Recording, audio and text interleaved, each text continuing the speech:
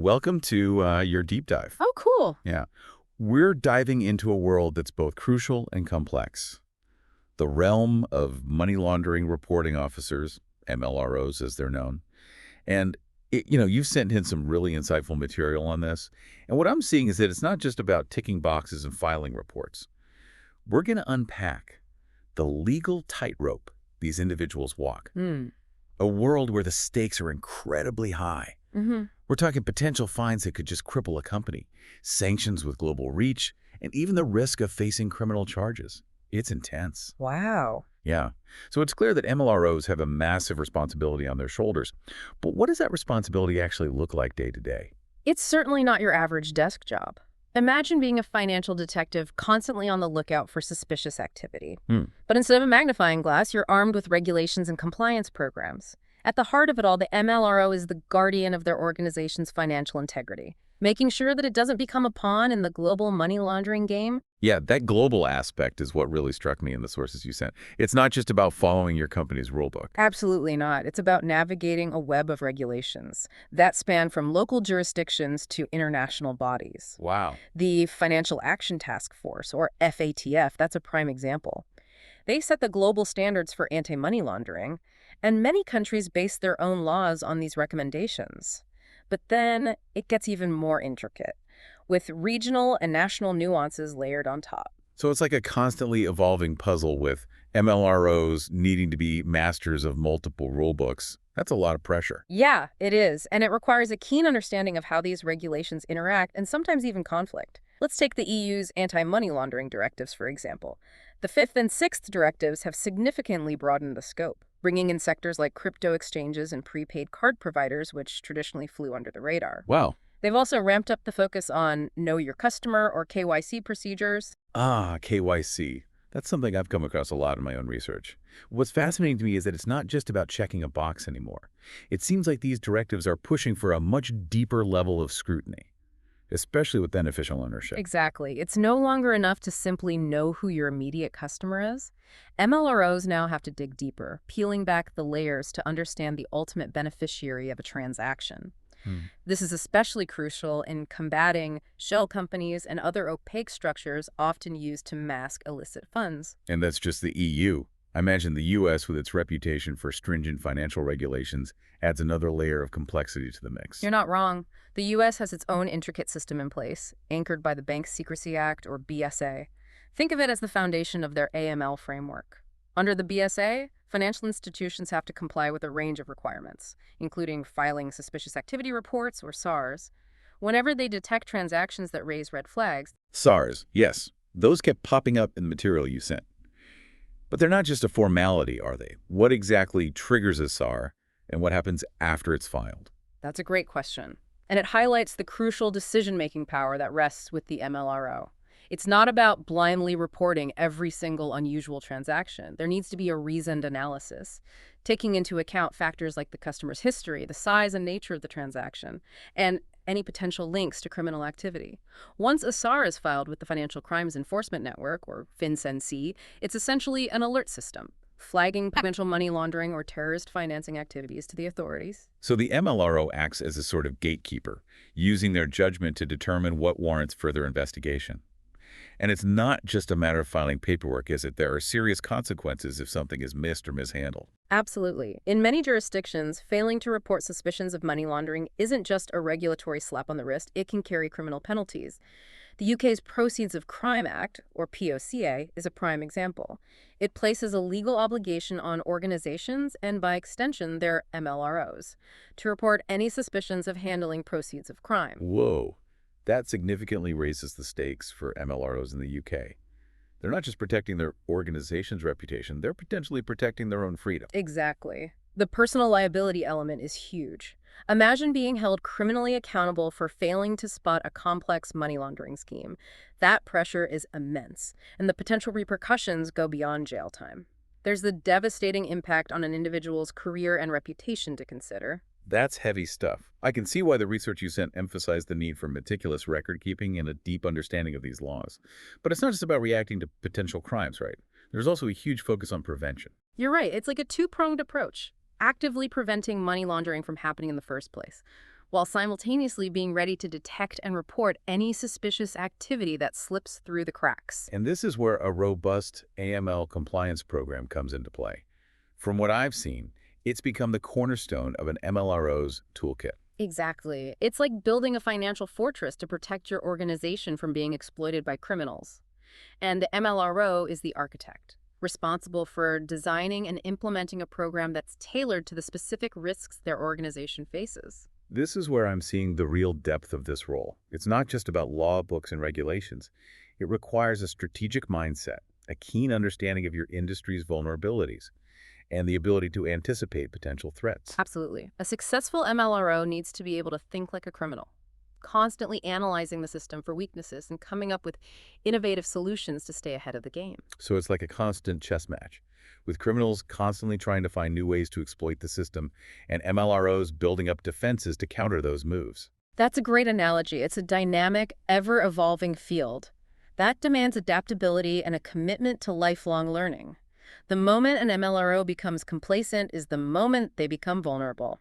That makes perfect sense. But let's get back to the building blocks of this financial fortress, that AML compliance program. Yeah. What are the essential elements that every MLRO needs to consider? Well, it all starts with customer due diligence, or CDD. This is where the detective work begins. CDD? Yeah, it was mentioned quite a bit in what you sent over. It sounds like a lot more than just verifying a name and address these days. You're absolutely right. The digital age has transformed CDD. In the past, it was mainly about gathering basic identifying information. Now it's about building a comprehensive risk profile of your customer. Where does their wealth come from? Are there any political connections that might raise red flags? What's their transaction history like? It sounds like a very data-driven process. It is, and this is where technology becomes a crucial ally for MLROs. They need sophisticated systems that can analyze vast amounts of data from diverse sources to help them assess risk effectively. That makes me think about something you mentioned earlier, enhanced due diligence, or EDD. Is that where technology really shines? Absolutely. EDD is reserved for higher risk customers, like politically exposed persons, PEPs, or those from countries with weaker AML controls. It requires an even deeper dive into their financial activities. And technology can play a vital role in automating that process, flagging potential issues that a human analyst might miss. So imagine you're an MLRO and your system flags a transaction involving a PA from a high-risk jurisdiction. What happens next? That's when the real detective work begins. The MLRO needs to investigate further, gathering additional information to determine if the transaction is legitimate or if it warrants filing a SAR. It's a judgment call, and it's one of the most challenging aspects of the role. I can see how walking that line, balancing regulatory requirements with customer experience, could create some serious ethical dilemmas for MLROs. It definitely can. On one hand, they have a legal and ethical obligation to prevent financial crime. But on the other hand, they don't want to stifle legitimate business or unfairly target customers. It's a constant balancing act. It makes you realize that being an MLRO isn't just about technical expertise, it's about having a strong moral compass as well. Precisely. And that ethical dimension is becoming even more crucial as technology plays an increasingly prominent role in AML. Algorithms are great at spotting patterns, but they lack the nuance and judgment of a human analyst. The MLRO needs to be able to interpret the data, weigh the risks, and ultimately make a decision that's both ethical and legally sound. It sounds like the ideal MLRO needs to be a hybrid, part investigator, part data scientist, part ethicist. That's quite a combination. It is, but it's also what makes this role so fascinating and challenging. You're constantly learning, adapting, and pushing the boundaries of what's possible in the fight against financial crime. And speaking of pushing boundaries, the world of money laundering is constantly evolving, isn't it? I've been reading a lot about how criminals are exploiting new technologies like cryptocurrencies and online payment platforms. It's a never-ending arms race. As soon as law enforcement and regulators catch up with one tactic, criminals find new ways to exploit vulnerabilities. The rise of cryptocurrencies, with their decentralized and often anonymous nature, has presented a whole new set of challenges for MLROs. I can see how that would be a nightmare to track. How can an MLRO even begin to untangle the web of transactions in the crypto world? It requires a specialized skill set, for sure. MLROs need to understand the intricacies of blockchain technology, the various types of cryptocurrencies, and the different ways they can be used to launder money. So it's not just about traditional financial expertise anymore. It's about staying ahead of the curve in the tech world as well. Absolutely. And that's why continuous learning is so vital for MLROs. They need to constantly update their knowledge and skills to keep pace with the ever-changing landscape of financial crime. And this is where the importance of networking and collaboration comes in, right? It's impossible for one person to be an expert in everything. Exactly. MLROs need to build strong networks with their peers, industry experts, and even law enforcement agencies. Sharing information, best practices, and emerging trends is crucial in this fight. It's not a battle that can be won in isolation. That makes a lot of sense. It's about leveraging collective intelligence to stay one step ahead of the criminals. Precisely. And it's about recognizing that you don't have to have all the answers. There are resources and support systems available to help MLROs navigate this complex world. Speaking of support systems, one thing that stood out in the material you sent was the emphasis on building a strong culture of compliance within an organization. It's not enough for the MLRO to be a lone wolf fighting this battle. Absolutely. The most successful MLROs are those who can empower their entire organization to be part of the solution. It's about fostering a culture where everyone understands the importance of AML, feels comfortable speaking up if they see something suspicious, and is committed to doing their part to protect the organization from financial crime. It sounds like a significant cultural shift for many organizations. It can be, but it's essential. Think of it this way. A strong culture of compliance is like a network of human sensors spread throughout the organization. Employees are often the first line of defense, as they're the ones interacting with customers, processing transactions, and handling sensitive data. If they're trained to spot red flags and empowered to report them, it can make a huge difference in preventing money laundering. I can imagine that building that kind of trust and open communication takes time and effort. It's not something that happens overnight. You're right. It requires a sustained effort from leadership, clear communication, ongoing training, and a recognition system that rewards employees for doing the right thing. It's about creating an environment where compliance is seen as everyone's responsibility, not just the MLRO's burden to bear. So it's not just about having a thick rule book and a bunch of procedures. Mhm. It's about creating a shared understanding and a sense of collective ownership. Exactly. And that's where leadership plays a vital role. When senior management demonstrates their commitment to compliance, it sends a powerful message to the entire organization. It shows that AML is a top priority, not just a box-ticking exercise. That makes a lot of sense. If the people at the top aren't taking it seriously, why should anyone else? Exactly. Leading by example is crucial. And it's not just about talking the talk, it's about walking the walk. Senior management needs to be actively involved in the AML program, providing resources, reviewing policies, and holding employees accountable for their actions. So it's about embedding AML into the DNA of the organization, making it an integral part of how the business operates. Precisely. And that's where the MLRO's role as a change agent becomes so important. They need to be able to influence and persuade, working with different departments and levels of management to ensure that AML is integrated into all aspects of the organization's operations. That sounds like a tall order. It requires a unique blend of technical expertise, communication skills, and leadership qualities. It does. But it's also what makes being an MLRO such a rewarding and impactful role. You have the opportunity to make a real difference, not just for your organization, but for the global fight against financial crime. That's a powerful statement. It really highlights the importance of the work that MLROs do. They're not just protecting their companies, they're safeguarding the integrity of the financial system as a whole. Absolutely. And that's why it's so important to equip them with the knowledge, tools, and support they need to succeed. It's been a fascinating journey, exploring this multifaceted role of the MLRO. But before we wrap up this deep dive, I want to make sure our listener walks away with some practical takeaways if they're stepping into this world. What are the key things they need to keep in mind to not only survive, but thrive as an MLRO? That's a great question. First and foremost, they need to embrace the fact that this is a field of continuous learning.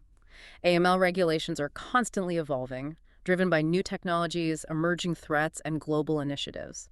Staying updated isn't just a suggestion, it's a necessity.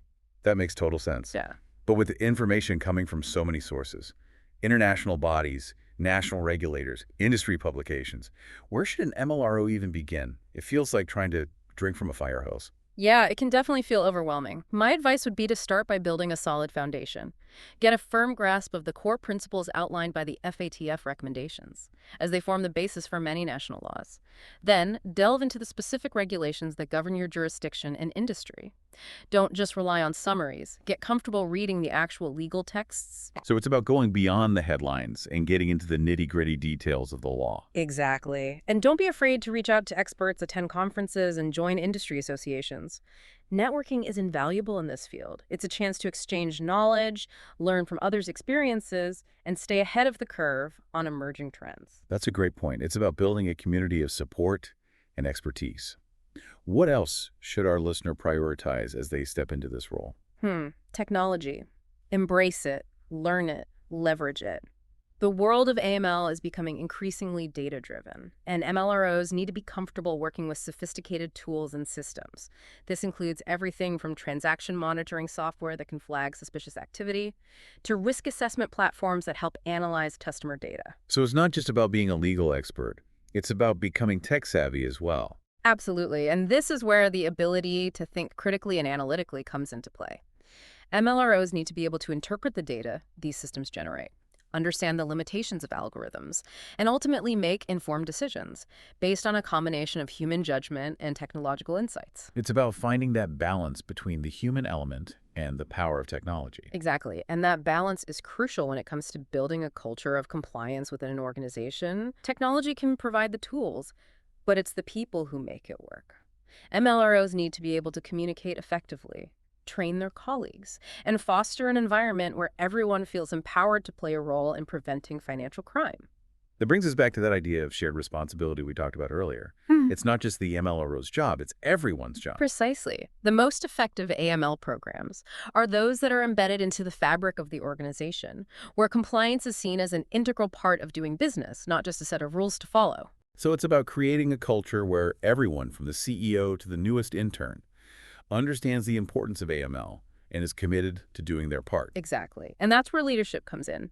MLROs need to work closely with senior management to ensure that AML is a top priority, that resources are allocated appropriately, and that there's a clear message from the top that compliance is non-negotiable. It's about making AML part of the organization's DNA. Precisely. And it's not a one-time project, it's an ongoing process. The MLRO needs to constantly assess the risks, adapt the program, and keep everyone informed and engaged.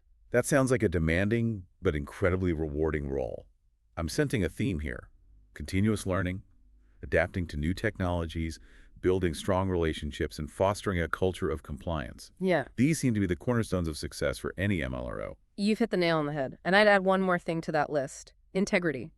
At the end of the day, an MLRO is a guardian of financial integrity, not just for their organization, but for the broader financial system. That's a powerful way to put it. It's about more than just ticking boxes and following rules. It's about upholding ethical standards and making a real difference in the fight against financial crime. Absolutely. And that sense of purpose, of knowing that your work is contributing to a greater good, can be incredibly motivating and rewarding. Well, I think we've given our listener a lot to think about today. It's been a deep dive into a world that's complex, challenging, and constantly evolving. But it's also a world that's vitally important, where skilled and dedicated individuals can make a real difference. I couldn't agree more. And to our listener, if you're embarking on this journey as an MLRO, embrace the challenges, never stop learning, and remember that you're playing a crucial role in safeguarding the integrity of the financial system. And on that inspiring note, we'll wrap up this deep dive. Thank you for joining us on this exploration. And until next time, keep learning, keep questioning, and keep diving deep.